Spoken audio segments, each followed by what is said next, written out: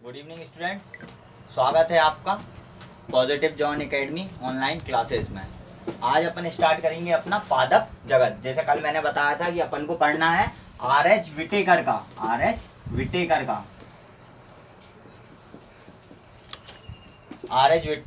5 kingdom classification. RH. Whittaker ने कितने kingdom classification दिया था? तो 5 किंगडम क्लासिफिकेशन, 5 जगत वर्गीकरण किसने दिया था? आर.एच. विटेकर ने। कब दिया था?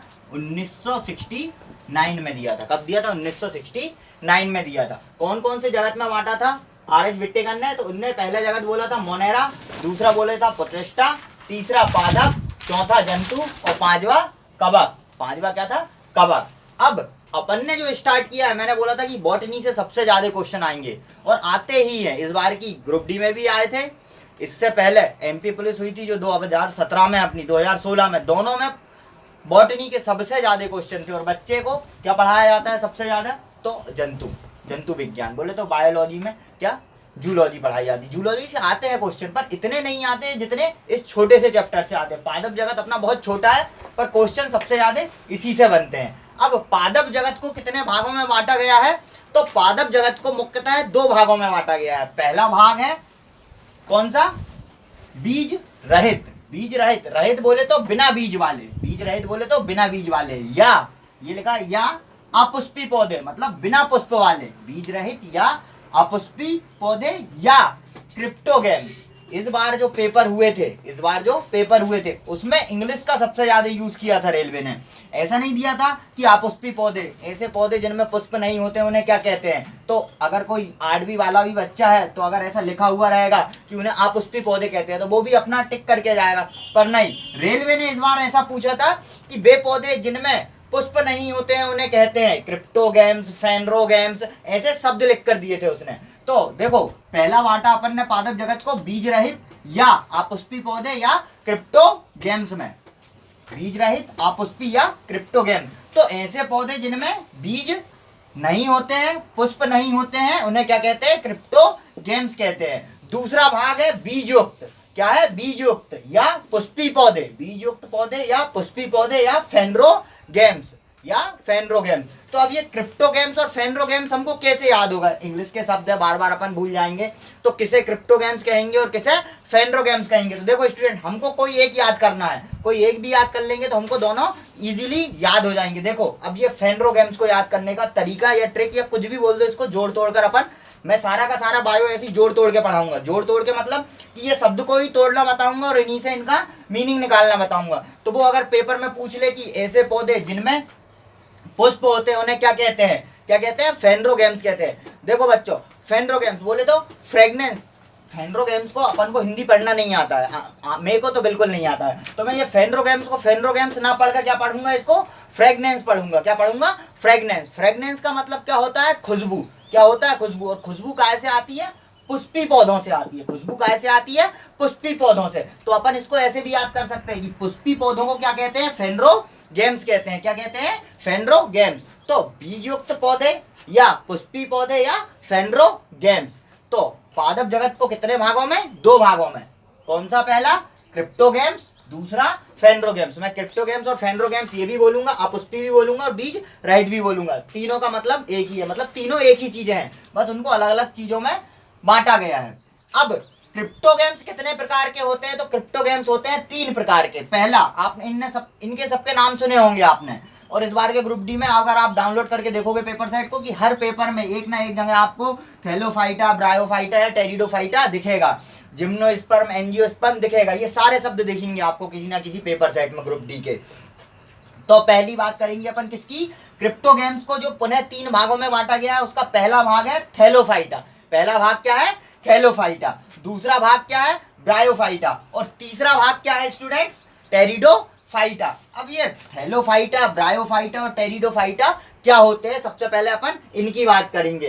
तो थैलोफाइटा, देखो इसके शब्द में ही क्या लिखा है? थैलोफाइटा, मतलब कि थैला टाइप में लिखा है। शब्द क्या है? थैला। और ये लास्ट में क्या लिखा है? फाइटा। थैलोफाइटा। फाइटा सब में लगा है लास्ट में, पर अपन ये पहले शब्द को ही पकड़कर इसकी डेफिनेशन निकालेंगे।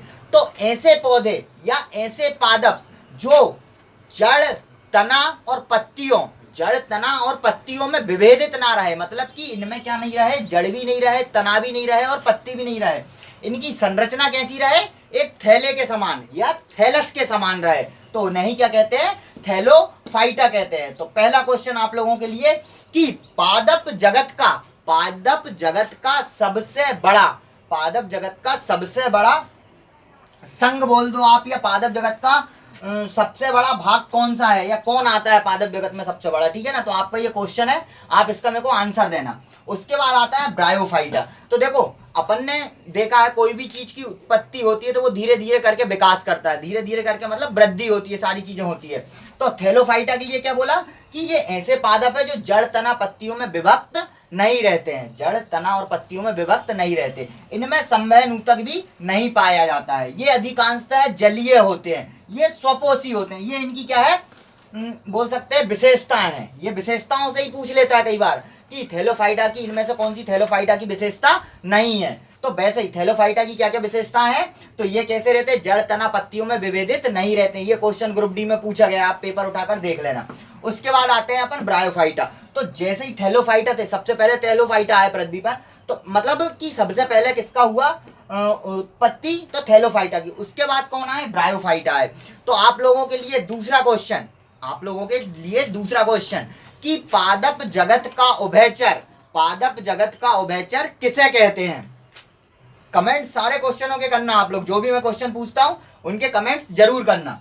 अब मेरा दूसरा क्वेश्चन था कि पादप जगत का उभयचर किसे कहते हैं, ठीक है ना। अब बात आती है ब्रायोफाइटा की। ब्रायोफाइटा क्या है, तो पादप जगत में जो क्रिप्टोगैम्स है उसका जो दूसरा भाग है ब्रायोफाइटा, ये क्या चीज होती है। तो ब्रायोफाइटा जैसे थैलोफाइटा थे कि ये जड़ तना पत्तियों में विभेदित नहीं थे, इनमें संवहन ऊतक नहीं था, वैसे ही हमारे ब्रायोफाइटा भी है, ये भी जड़ तना पत्तियों में विभेदित नहीं थे, दूसरी इनकी जो विशेषता है वो ये है कि ये सबसे पहले क्या हुए थे, जल और काय में थल दोनों पर रहने लगे थे, जल और थल दोनों पर आ गए थे। थल पे आने का क्या कारण था, जैसे अपन बोलते हैं कि जंतु जगत का उभयचर मेंढक को बोलते हैं, मेंढक कहाँ जल और थल दोनों में रह सकता है, कहाँ दोनों में रह सकता है, कौन, मेंढक। तो वैसे ही पादप जगत का जो उभयचर था वो कौन था, ब्रायोफाइटा था। पादप जगत का उभयचर कौन था, ब्रायोफाइटा था। क्यों था पादप जगत का उभयचर ब्रायोफाइटा, तो वो इसलिए था क्योंकि ये पृथ्वी बोले तो स्थल पर भी रह सकता था और जल में भी रह सकता था। जल में ये क्यों रहता था, क्योंकि कोई भी चीज है उसको प्रजनन करने के लिए, अपने परिवार को बढ़ाने के लिए क्या करना पड़ता है, प्रजनन करना पड़ता है। तो ये अपने प्रजनन बोले तो अपना विकास करने के लिए काय में आता था, जल में आता था। इसलिए पादप जगत का उभयचर किसे कहते हैं, ब्रायोफाइटा को कहते हैं। पादप जगत का उभयचर किसे कहते हैं, ब्रायोफाइटा को। तो बोले तो अगर इंग्लिश में ऐसा पूछ ले कि एम्फीबियन ऑफ प्लांट किंगडम, तो कौन है, ब्रायोफाइटा है। उसके बाद बात आती है अपनी तीसरा टेरिडोफाइटा। किसकी बात आती है, टेरिडोफाइटा थोड़ा इनका क्या है, अपडेटेड रूप है। मतलब थैलोफाइटा का कौन अपडेटेड रूप, ब्रायोफाइटा का अपडेटेड रूप कौन, टेरिडोफाइटा। तो टेरिडोफाइटा क्या थे, तो अगला क्वेश्चन आप लोगों के लिए मेरा कि पादप जगत का सरीसृप किसे कहते हैं। जैसे अपने नॉर्मली देखे तो सरीसृप किसे कहते हैं, मगरमच्छ को कहते हैं, सांप को कहते हैं, इनको क्या कहते हैं, सरीसृप कहते हैं, रेप्टाइल्स कहते हैं। तो वैसे ही आप लोगों के लिए क्वेश्चन है कि पादप जगत का सरीसृप किसे कहते हैं, रेप्टाइल ऑफ प्लांट किंगडम किसे कहते हैं। तो अब बात आई अपनी टेरिडोफाइटा की, कि ये टेरिडोफाइटा क्या थे। तो जैसे हमारे ये थैलोफाइटा थे, जड़ तना पत्तियों में विभेदित नहीं थे, ब्रायोफाइटा भी जड़ तना पत्तियों में विभेदित नहीं थे, पर थोड़ा सा जो अपडेटेड रूप आया टेरिडोफाइटा के रूप में, तो पृथ्वी के ऊपर उगने वाले सबसे पहले पौधे जो थे या सबसे पहले पादप जो थे वो कौन थे, टेरिडोफाइटा ही थे। इनमें कुछ मात्रा में या बोले तो थोड़ा सा अपूर्ण विकसित क्या था, संवहन तंत्र था या संवहन ऊतक थे। अब ये संवहन ऊतक क्या होते हैं, ये आप लोगों के लिए क्वेश्चन है कि संवहन ऊतक क्या है, ये आप लोगों के लिए क्वेश्चन है। वो किसमें पाया जाता था, टेरिडोफाइटा में पाया जाता था, पूर्णतः नहीं थोड़ी सी मात्रा में पाया जाता था। कौन, संवहन ऊतक, किसमें, टेरिडोफाइटा में। तो आप लोग मेरे को कमेंट्स में आंसर लिख के बताना कि संवहन ऊतक क्या है। अब ये हो गया अपना टेरिडोफाइटा। तो पादप जगत का जो सरीसृप है वो कौन है, टेरिडोफाइटा है। क्यों है, क्योंकि रेंगकर बोले तो जल से जल से रेंग कर स्थल पर या बोले तो पृथ्वी पर उगने वाले सबसे पहले पौधे कौन थे? टेरिडोफाइटा ही थे। इसीलिए इनको पादप जगत का क्या बोला जाता है? सरीसृप बोला जाता है या रेप्टाइल ऑफ प्लांट किंगडम बोला जाता है। ग्रुप डी में ये क्वेश्चन पूछा गया था कि पादप जगत का उभयचर किसे कहा जाता है, तो वो पादप जगत का उभयचर किसे कहा जाता है? तो ब्रायोफाइटा को कहा जाता है। और पादप जगत का सरीसृप ये भी पूछ सकता है अब वो आगे वाले एग्जाम्स में कि पादप जगत का सरीसृप किसे कहा जाता है, तो पादप जगत का सरीसृप किसे कहा जाता है? टेरिडोफाइटा को कहा जाता है। तो एक बार फिर से देखेंगे अपन पादप जगत को कितने भागों में? 2 भागों में। पहला भाग क्रिप्टोगेम्स, दूसरा भाग फेनरोगेम्स। क्रिप्टोगेम्स को और भी नामों से जाना जाता है, अपुष्पी पौधे या बीज रहित पौधे। फेनरोगेम्स को पुष्पी पौधे या बीज युक्त पौधे। अब अपन ने क्रिप्टोगेम्स को देखा वापस से 3 भागों में बटा हुआ। पहला थैलोफाइटा, दूसरा ब्रायोफाइटा, तीसरा टेरिडोफाइटा। तीसरा कौन? टेरिडोफाइटा। अब थैलोफाइटा के अंतर्गत कौन आते हैं? तो मैंने बोला था कि थैलोफाइटा क्या है? पूर्णतः जलीय पादप होते हैं। थैलोफाइटा क्या होते हैं? पूर्णतः जलीय पादप होते हैं। तो इनके कुछ एग्जाम्पल्स होंगे। तो पेपर में जो सबसे ज्यादा हमसे चीजें पूछी गई है या पूछी जाती है, पहले के पेपरों में भी पूछी जा चुकी है, एनटीपीसी में, एमपी पुलिस में, सारी चीजों में, तो उसके क्या पूछे जाते हैं? इन चीजों के एग्जाम्पल्स पूछे जाते हैं। तो अपन इनके एग्जाम्पल्स देखेंगे। अब इसके बाद टेरिडोफाइटा के बाद अपन आते हैं कौन से? अपने बीजयुक्त पौधे, पुष्पी पौधे या फेनरोगेम्स में आते हैं। ये पादप जगत का दूसरा भाग है। अब बीजयुक्त पौधे मतलब कि जो ऐसे पौधे जिनमें क्या हो? बीज हो। ऐसे पौधे जिनमें क्या हो? बीज हो, उनको क्या कहते हैं? बीजयुक्त पौधे या पुष्पी पौधे। देखो जिसमें बीज रहेगा उसी में, जिसमें पुष्प बनेगा उसी में क्या रहेंगे? बीज भी रहेंगे। इसीलिए इनको क्या बोलते हैं? बीजयुक्त पौधे या पुष्पी पौधे। और पुष्प से अभी मैंने थोड़ी देर पहले आपको तरीका बताया था इसको याद करने का कि हमको हिंदी पढ़ना नहीं आता, हम फुल टू ढोर है। क्या है? ढोर है। तो पुष्प, पुष्प से क्या आती है? खुशबू आती है। खुशबू को इंग्लिश में क्या कहते हैं? फ्रेगनेंस कहते हैं। क्या कहते हैं? फ्रेगनेंस। तो हमको ये पढ़ना नहीं आ रहा कि ये क्या लिखा है? फ्रेगनेंस लिखा है या क्या लिखा है? हम तो पढ़ेंगे इसको क्या? फेनरोगेम्स नहीं लिखा है, क्या लिखा है? फ्रेगनेंस लिखा है। क्या लिखा है? फ्रेगनेंस। तो फ्रेगनेंस बोले तो कैसे पौधे? पुष्पी पौधे। तो इसको अगर इसको याद कर लिया फेनरोगेम्स को कि ऐसे पौधे जिनमें पुष्प लगते हैं उन्हें क्या कहते हैं? तो फेनरोगेम्स कहते हैं। तो ऐसे पौधे जिनमें पुष्प नहीं लगते हैं उन्हें क्या कहते हैं? क्रिप्टोगेम्स कहते हैं। तो ऐसे में फेनरोगेम्स और क्रिप्टोगेम्स आपको इजीली याद हो जाएगा। अब फेनरोगेम्स को पुनः 2 भागों में बांटा गया है। पहला नग्न बीजी या अनावृत बीजी।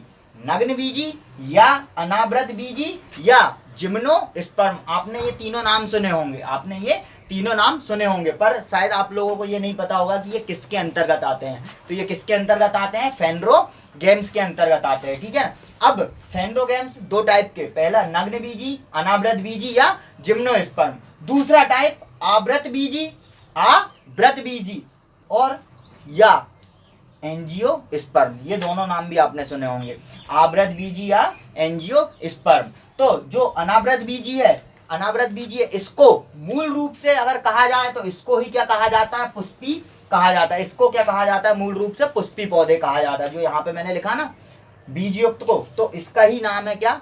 बीजयुक्त का पुष्पी, यहाँ पर एंजियोस्पर्म का या अनावृत आवृत बीजी का। अब ये अनावृत बीजी, आवृत बीजी क्या है? तो ये देखेंगे। नग्न बीजी, देखो अब इसके शब्द से ही वो बता रहा है हमको कि जो इसका बीज रहेगा वो कैसा रहेगा? नेकेड फॉर्म में रहेगा। नेकेड फॉर्म में बोले तो नग्न अवस्था में रहेगा। मतलब कि जो बीज रहेगा वो किसी भी आवरण के अंदर नहीं रहेगा, इसीलिए उसको क्या कहते हैं? नग्न बीजी कहते हैं। क्या कहते हैं? नग्न बीजी की मतलब जो बीज रहेगा वो डायरेक्ट पेड़ के ऊपर रहेगा। वो डायरेक्ट काय के ऊपर रहेगा? पेड़ के ऊपर। उसमें कोई भी आवरण नहीं रहेगा या किसी भी आवरण के अंतर्गत नहीं रहेगा वो। अनावृत बीजी मतलब कि जो बीज है उसके बाहर कोई भी व्रत नहीं रहेगा। देखो अच्छे से पढ़ो इसको। अनावृत बीजी मतलब कि जो बीज रहेगा उसके बाहर कोई भी आवरण नहीं रहेगा। ठीक है। और लास्ट क्या है? जिम्नोस्पर्म, मतलब इसी का नाम है जिम्नोस्पर्म। तो क्या? जिम्नोस्पर्म, अनावृत बीजी या नग्न बीजी, ये इंग्लिश में नाम है इसका। क्या? जिम्नोस्पर्म। तो तीनों में नाम याद रखना। नग्न बीजी किसे कहते हैं, अनावृत बीजी किसे कहते हैं और जिम्नोस्पर्म किसे कहते हैं। कई बार वो क्वेश्चन पूछता है कि ऐसे पौधे जिसमें बीज आवरण के बाहर रहता है या जिसमें बीज में आवरण नहीं रहता है उन्हें क्या कहते हैं, और ऑप्शन में उसने अनावृत बीजी ना लिखकर, नग्न बीजी ना लिखकर अगर जिम्नोस्पर्म लिख दिया तो आपको पता होना चाहिए कि उसे क्या कहते हैं? जिम्नोस्पर्म कहते हैं। और ऐसे बीज जो आवरण के अंदर रहते हैं उन्हें क्या कहते हैं? आवृत बीजी या एंजियोस्पर्म कहते हैं। क्या कहते हैं? आवृत बीजी या एंजियोस्पर्म कहते हैं। तो ये पादप जगत का क्या था स्टूडेंट्स? वर्गीकरण था, पादप जगत का क्या था, वर्गीकरण। अब यहीं से अपने को क्या करना है, स्टार्ट करना है। और इसको पादप जगत को ही बोले तो पादपों के अध्ययन को ही क्या कहते हैं, बॉटनी। तो अपन बायोलॉजी की क्लास में क्या स्टार्ट कर रहे हैं, बॉटनी स्टार्ट कर रहे हैं। क्या स्टार्ट कर रहे हैं, बॉटनी। और आपको मैं बिल्कुल डीप तक ले जाऊंगा, मतलब कि एक न्यू कमर स्टूडेंट रहता है ना, मतलब कि अभी अभी तैयारी स्टार्ट की होगी, उसको भी बिल्कुल एक एक चीज याद हो जाएगी या पता रहेगी। आपको ऐसा नहीं कि कोई भी बुक्स को रटने की जरूरत पड़ेगी या बार बार पढ़ने की जरूरत पड़ेगी। आप इनके स्क्रीनशॉट लेकर भी अपने नोट्स बना सकते हो। और मैं खुद के नोट्स बनाने के लिए इसलिए कहता हूँ बार बार कि अगर खुद से प्रिपेयर करोगे अपने नोट्स तो आपको किसी बुक्स की जरूरत नहीं पड़ेगी, किसी भी की जरूरत नहीं पड़ेगी। क्योंकि ये जो नोट्स, मतलब ये चीज़ें जो लिख के बता रहा हूँ मैं यहाँ पे कर रहा हूँ, ये बहुत सारे नोट्स का या बहुत सारी बुकों का क्या है, समाकलन है। मतलब पूरी सब चीज़ों को इकट्ठा करके मैंने एक जगह लाकर बता रहा हूँ। क्योंकि स्पीडी लूसेंट किसी भी चीज़ में इतना डीप में नहीं दिया है। और अपन सबसे ज़्यादा जो प्रेफर करते हैं स्टूडेंट अपने, वो सबसे ज़्यादा क्या करते हैं, स्पीडी पढ़ ली और लूसेंट पढ़ ली, हमारा काम हो गया। बिल्कुल नहीं होगा। आजकल रेलवे बिल्कुल नहीं पूछ रहा। आप अपनी स्पीडी लूसेंट पे देखना, ये नहीं लिखा मिलेगा आपको कि किसे पादप जगत का सरीसृप कहते हैं या किसे पादप जगत का उभयचर कहते हैं। ठीक है ना स्टूडेंट। तो ये क्या हो गया, अपना पूरा पादप जगत का वर्गीकरण हो गया। हमने देखा था सबसे पहले क्या कि आर.एच. विटेकर का वर्गीकरण। आर.एच. विटेकर ने कितने जगत में बांटा था, 5 जगत में बांटा था, मोनेरा, प्रोटिस्टा, पादप, जंतु और कवक। तो ये हमारा क्या हो गया, पादप जगत का वर्गीकरण। अब हम क्या देखेंगे इसके बाद कि थैलोफाइटा के अंतर्गत कौन आते हैं, थैलोफाइटा की विशेषताएं क्या है, ब्रायोफाइटा के अंतर्गत कौन आते हैं, ब्रायोफाइटा की विशेषता क्या है, टेरिडोफाइटा के अंतर्गत कौन आते हैं और टेरिडोफाइटा की विशेषता क्या है। उसके बाद अपना अनावृत बीजी, जिम्नोस्पर्म या नग्न बीजी, इनकी विशेषताएं क्या है, इनके अंतर्गत कौन आते हैं। आवृत बीजी या एंजियोस्पर्म की विशेषताएं क्या है, इनके अंतर्गत कौन आते हैं। तो अब हमारा जो नेक्स्ट टॉपिक रहेगा वो क्या रहेगा, इनके एग्जाम्पल्स और इनकी क्या विशेषता है, इनके एग्जाम्पल और इनकी। तो ये था अपना पादप जगत का वर्गीकरण कि पादप जगत को कैसे कैसे भागों में बांटा है। तो अभी देखो स्टूडेंट 2 मिनट देख लो, क्विक रिवीजन देखो पादप जगत का। पादप जगत को 2 भागों में बांटा, पहला क्रिप्टोगैम्स, दूसरा फेनरोगैम्स। क्रिप्टोगैम्स को और किस नाम से जाना जाता है, तो बीज रहित, मतलब कि जिनमें बीज ना हो या अपुष्पी पौधे। फेनरोगैम्स पुष्पी पौधे या बीज युक्त पौधे, क्रिप्टोगैम्स और ये फेनरोगैम्स। क्रिप्टोगैम्स को वापस से कितने भागों में, 3 भागों में, थैलोफाइटा, ब्रायोफाइटा और टेरिडोफाइटा। अब अपन को थैलोफाइटा के एग्जांपल्स देखने हैं, ब्रायोफाइटा के देखने हैं और टेरिडोफाइटा के देखने हैं। फेनरोगैम्स कितने टाइप के, 2 टाइप के। पहला कौन, जिम्नोस्पर्म। कौन, जिम्नोस्पर्म बोले तो नग्न बीजी या अनावृत बीजी। दूसरा कौन, आवृत बीजी या एंजियोस्पर्म या पुष्पी पौधे। पूर्ण रूप से क्या बोल सकते हैं इसको, पुष्पी पौधे भी बोल सकते हैं। ये तो पूरा वर्गीकरण हो गया था। अब पादप जगत के अंतर्गत जो क्रिप्टोगैम्स देखा था उसमें भी अपन ने क्या देखा था, थैलोफाइटा देखा था। क्या देखा था, थैलोफाइटा। तो अब अपन बात करेंगे किसकी, थैलोफाइटा की बात करेंगे। किसकी बात करेंगे, थैलोफाइटा। तो ये हो गया थैलोफाइटा। थैलोफाइटा क्या है अपना पहला, थैलोफाइटा। अब थैलोफाइटा की अपन देखेंगे कि विशेषताएं क्या क्या होती है, थैलोफाइटा की विशेषताएं क्या क्या है।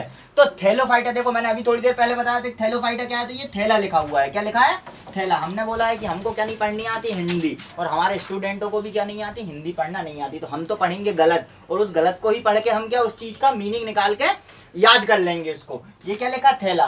तो इनकी पहली विशेषता ये है कि जो थैलोफाइटा है ये जड़, तना और पत्तियों, जड़, तना और पत्तियों में क्या नहीं होते हैं, विभेदित नहीं होते हैं, या बोले तो अलग अलग बटे हुए नहीं होते हैं। जड़, तना और पत्तियों में विभेदित नहीं होते। जो तो इनकी संरचना कैसी होती है, थैले के समान होती है या थैलस के समान होती है। किसके समान होती है, थैलस के समान होती है। कई जगह पे थैलेमस के समान भी लिखी आती है, थैले मस के समान भी लिखी आती है। तो कंफ्यूज मत होना, थैलस या थैलेमस कुछ भी लिखा आ सकता है, ठीक है ना।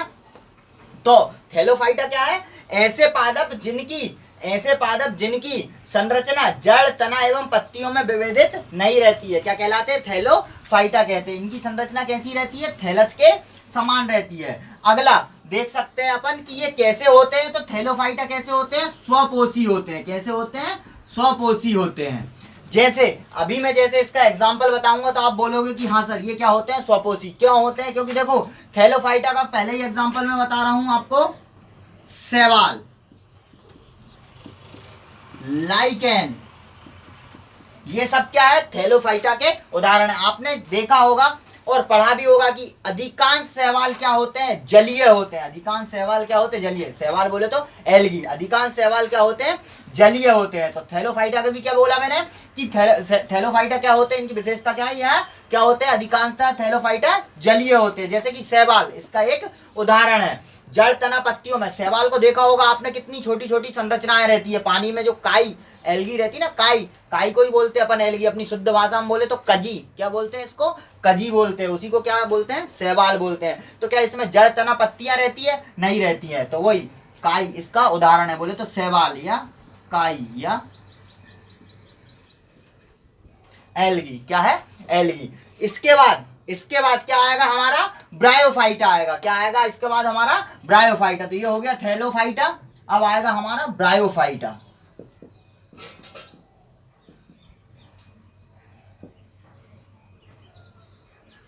Bryophyta second. अब ब्रायोफाइटा की विशेषताएं क्या है, तो ब्रायोफाइटा थोड़े से अपडेटेड है, किससे, थैलोफाइटा से।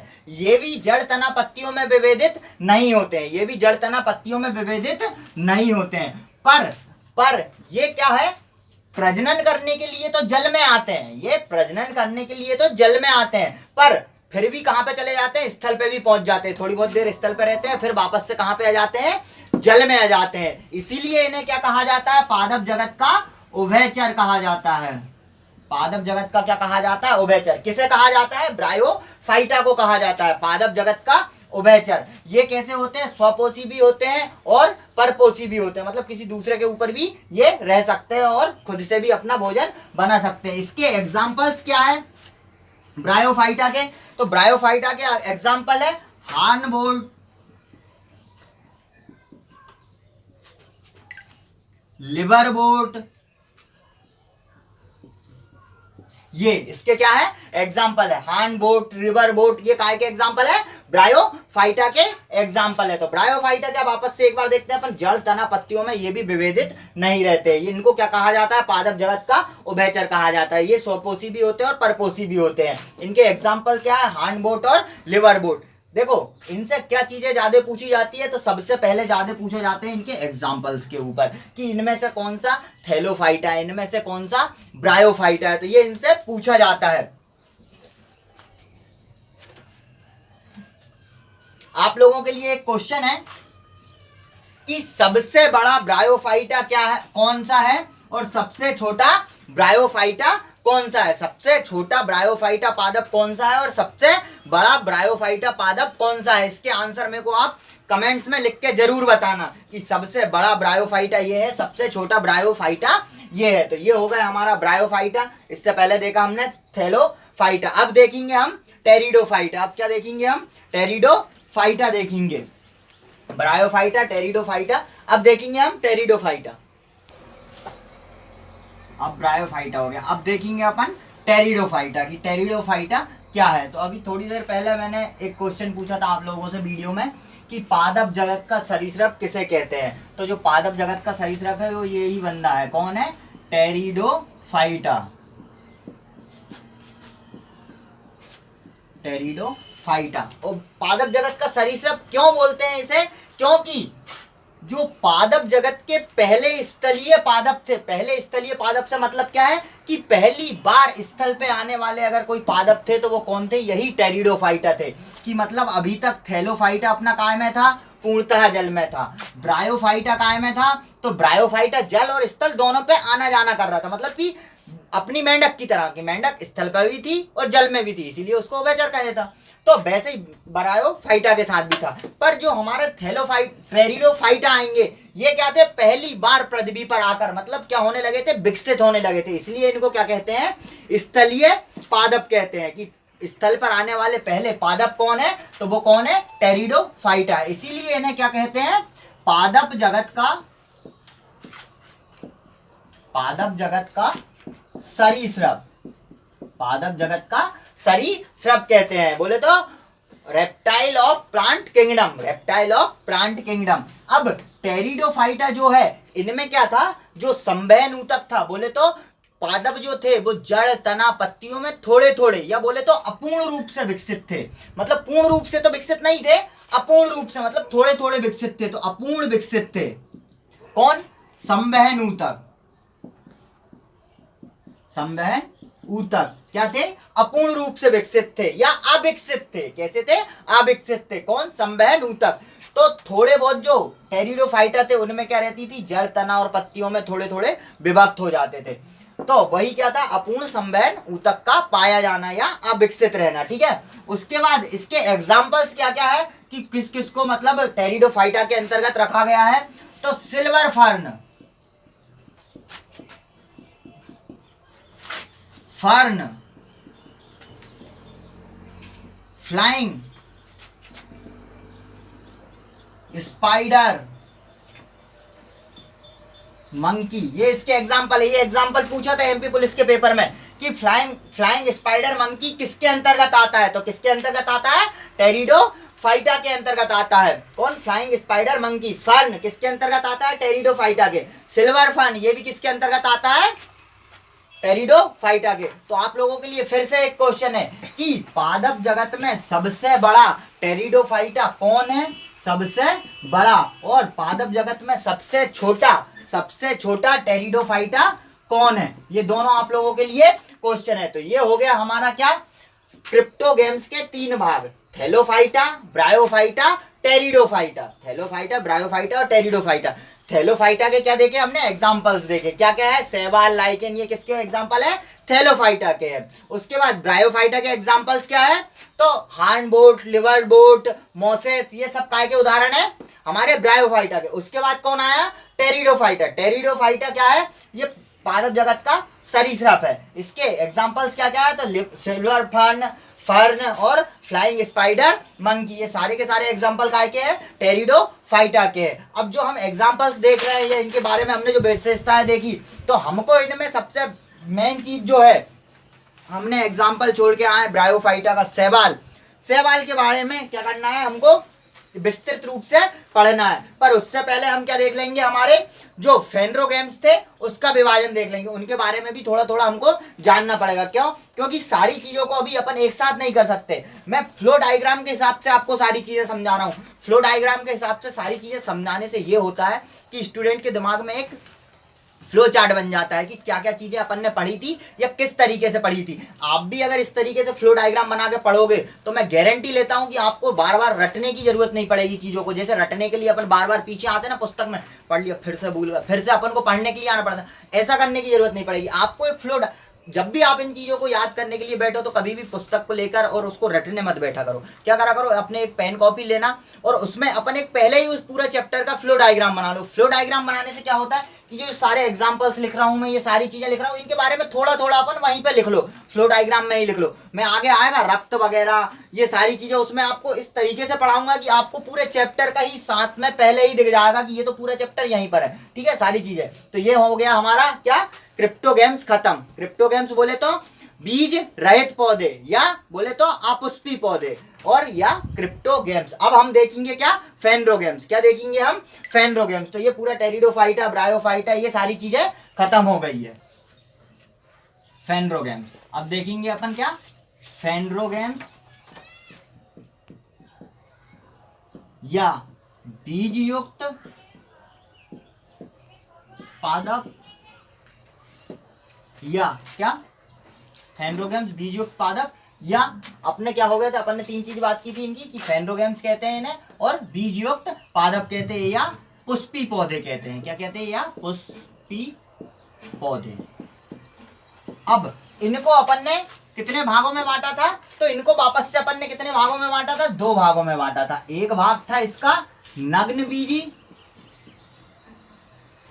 एक भाग था नग्न बीजी या अनावृत बीजी या नग्न बीजी या अनावृत बीजी या आवरण रहित, बोले तो बिना आवरण का बीज। इसके बाद और नाम क्या था इसका?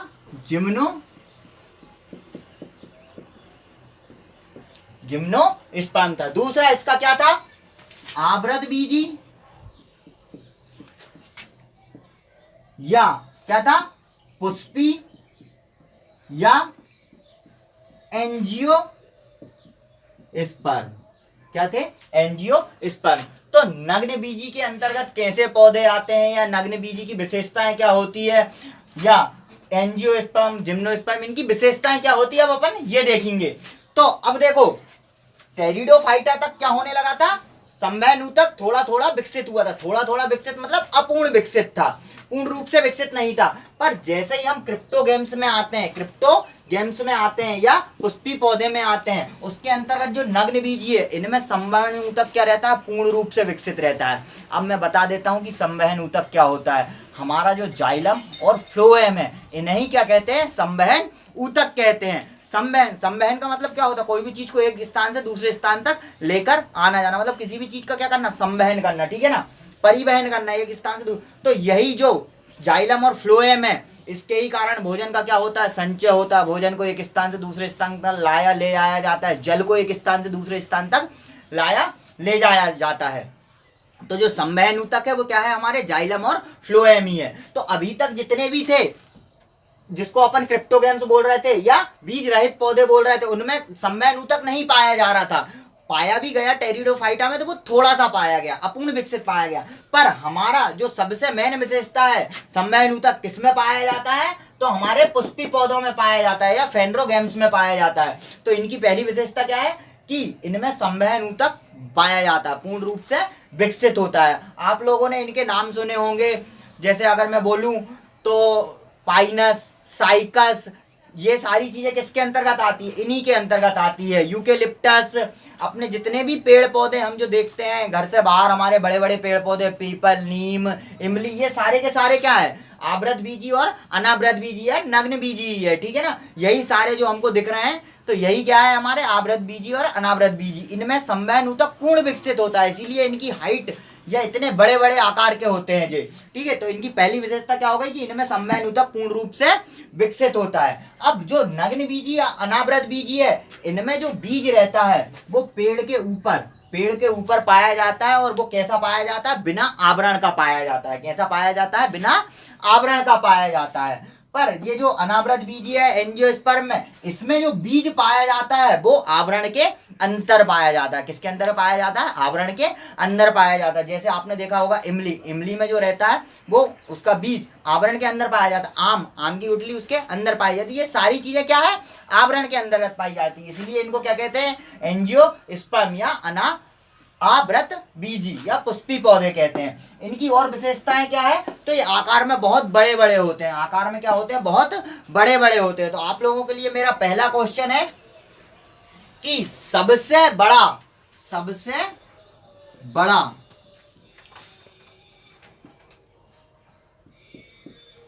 पौधा कौन सा है। उसके बाद आप लोगों के लिए मेरा दूसरा क्वेश्चन है कि सबसे बड़ा जिम्नोस्पर्म कौन है। फिर उसके बाद तीसरा क्वेश्चन है सबसे बड़ा एंजियोस्पर्म कौन है। ये तीनों क्वेश्चन है आप लोगों के लिए, इनको कमेंट्स में लिखकर सेंड करना है, ठीक है ना आप लोग, कि सबसे बड़ा पौधा कौन सा है, उसके बाद सबसे बड़ा जिम्नोस्पर्म कौन है, सबसे बड़ा एंजियोस्पर्म कौन है। अब जो जिम्नोस्पर्म है और एंजियोस्पर्म है, उसमें एंजियोस्पर्म को पुनः दो भागों में बांटा गया है। एंजियोस्पर्म को कितने भागों में बांटा गया है, पुनः दो भागों में। वो दो भाग कौन कौन से हैं वो देखते हैं अपन। तो आप लोगों ने नाम सुना होगा बहुत बार, एक बीज पत्री और द्विबीजपत्री, बोले तो मोनोकॉट और डाइकॉट। क्या क्या सुना होगा, मोनोकॉट और डाइकॉट, एक बीज पत्री और द्विबीजपत्री। तो ये एक बीज पत्री और द्विबीजपत्री क्या होते हैं। तो एक बीज पत्री बोले तो ऐसे पादप जिनमें बीज में केवल क्या हो, एक ही पत्र हो। पत्र का मतलब कि जिसकी अपन अलग अलग विभक्त नहीं कर सकते। जैसे गेहूं का बीज आप इसको दो भागों में तोड़ सकते हो क्या, मतलब कि अलग अलग निकाल सकते हो उसको, नहीं। पर जैसे अगर मैं द्विबीजपत्री की बात करूं तो आपने देखा होगा चने की दाल, मटर, इनको क्या, इसका आवरण जब निकालेंगे अपन तो इनको दो अलग अलग भागों में बांट सकते हैं। तो जिन भी बीज को दो अलग अलग भागों में बांट सकते हैं उन्हें द्विबीजपत्री बोलते हैं। और ऐसे बीज जिन्हें दो भागों में नहीं बांट सकते, जैसे गेहूं, मक्का, अधिकांश घासों के जो बीज रहते हैं वो, गन्ना, ये सब किसके अंतर्गत आते हैं, एक बीजपत्री के अंतर्गत आते हैं। और द्विबीजपत्री के अंतर्गत कौन आते हैं, अधिकांश दालें, अधिकांश दालें बोले तो जैसे मूंग की दाल, उड़द की दाल, तुअर की दाल, ये सारी की सारी, मटर, ये सारे के सारे किसके अंतर्गत आते हैं? द्विबीजपत्री के अंतर्गत आते हैं। तो ये हो गया हमारा सारा का सारा क्या? पादप जगत का वर्गीकरण। अब हमारी जो कल की क्लास रहेगी उसमें क्या पढ़ेंगे हम? थैलोफाइटा के अंतर्गत जो हमारा शैवाल एक एग्जाम्पल आया था, शैवाल, उसको पढ़ेंगे विस्तृत रूप से। क्यों? क्योंकि पेपर में शैवाल का पूछा जाता है। इससे बहुत सारे क्वेश्चन पूछे जाते हैं कि लाल शैवाल को क्या कहते हैं, चट्टानों पर उगने वाले शैवाल को क्या कहते हैं, बर्फ पे उगने वाले शैवाल को क्या कहते हैं। एक भालू पाया जाता है एशिया महाद्वीप पर, बोले तो अपने चीन साइड पाया जाता है वो भालू, रूस और चीन पर। उसके ऊपर, उसके शरीर के ऊपर ही क्या एक शैवाल उग जाता है। उस भालू को क्या कहते हैं, या उस भालू के ऊपर जो उसका कलर जो चेंज हो जाता है, हरे कलर का हो जाता है वो भालू, है ना। तो वैसे ये सारी चीजें हम पढ़ेंगे कि क्या है, कौन सा है, हरे कलर के शैवाल को क्या कहते हैं, लाल कलर के शैवाल को क्या कहते हैं, शैवालों के क्या औद्योगिक उपयोग है, क्या औषधि में उपयोग है, बोले तो दवाइयों में, शैवालों का भोजन के रूप में कैसा उपयोग है, या कौन से शैवाल को हम भोजन के रूप में यूज करते हैं। तो ये शैवाल के अंतर्गत हम विस्तृत रूप से पढ़ेंगे। इनमें से कौन सा शैवाल खाने योग्य है, इनमें से कौन सा शैवाल खेतों में उर्वरक के रूप में यूज होता है, ये सारी चीजें देखेंगे हम। तो ये हो गया हमारा पादप जगत का वर्गीकरण। क्रिप्टोगैम्स में बांटा, फेंड्रोगैम्स में बांटा। क्रिप्टोगैम्स में 3 भाग, थैलोफाइटा, ब्रायोफाइटा और टेरिडोफाइटा। उसके बाद फेंड्रोगैम्स में 2 भाग, जिम्नोस्पर्म और एंजियोस्पर्म। एंजियोस्पर्म में वापस से कितने भाग? 2 भाग, एक बीजपत्री और द्विबीजपत्री। मैं कुलों को भी बांट के बताऊंगा कि कौन से कुल एक बीजपत्री में आते हैं और कौन से कुल द्विबीजपत्री में आते हैं। जैसे आप लोगों ने कुलों के नाम सुने होंगे, ल्यूग्यूमिनोसी, क्रूसीफेरी, एलिसी, ये सारे के सारे कुल कौन सा कुल किस में आता है ये, और इनको याद करने की जरूरत नहीं। जैसे कि मैं बोलूं दलहनी फसलें किस में आती है, तिलहनी फसलें किस कुल में आती है, प्याज किस कुल में आता है, नींबू किस कुल में आता है। तो ये सारी चीजों को मैं यहाँ पे मतलब उस शब्द के नाम से ही तोड़ के आप लोगों को, जैसे मैंने फेंड्रोगैम्स को बताया था ना कि हमको हिंदी पढ़ना नहीं आता, वैसे ही उधर भी हमको हिंदी पढ़ना नहीं आएगा, पर हम उस चीज को परमानेंट याद कर लेंगे, ये इतनी गारंटी ले सकता हूं मैं इस चीज में। तो ठीक है, आज के लिए इतना काफी है। आप लोगों से मेरा फिर से निवेदन है कि वीडियो को आप देखते हो तो उसको लाइक और अनलाइक आप कर सकते हो, कोई दिक्कत नहीं। अगर अच्छा पढ़ा रहा हूं तो आप लाइक जरूर करिए, वीडियो को, चैनल को हमारे को सब्सक्राइब जरूर करिए, और शेयर जितना ज़्यादा से ज़्यादा हो सके शेयर कीजिए। क्योंकि सब बच्चे कोचिंग नहीं पढ़ सकते, मतलब कि इटारसी आकर या घर से, जैसे कुछ घरेलू बोले तो अपनी गृहिणियाँ रहती है, मतलब कई लोगों की भाभियाँ होगी, ये होगी, तो ये लोग घर से बाहर आकर नहीं पढ़ सकते, पर उनकी भी पढ़ने की इच्छा होगी तो वो इनकी तैयारी कर सकती है, अपने घर बैठकर भी गवर्नमेंट एग्जाम की बहुत अच्छे से तैयारी कर सकती है। क्यों? क्योंकि मैं बिल्कुल 0 लेवल से पढ़ाऊंगा सारी चीज़ें, और 0 लेवल से आपको टॉप लेवल तक ले जाऊंगा। जैसे मैंने पहले दिन की क्लास से आप लोगों को सारी चीज़ें बताना स्टार्ट किए, ऐसे ही मेरी सारी की सारी क्लास चलेगी। आज के लिए thank you. Subscribe now and press the bell icon.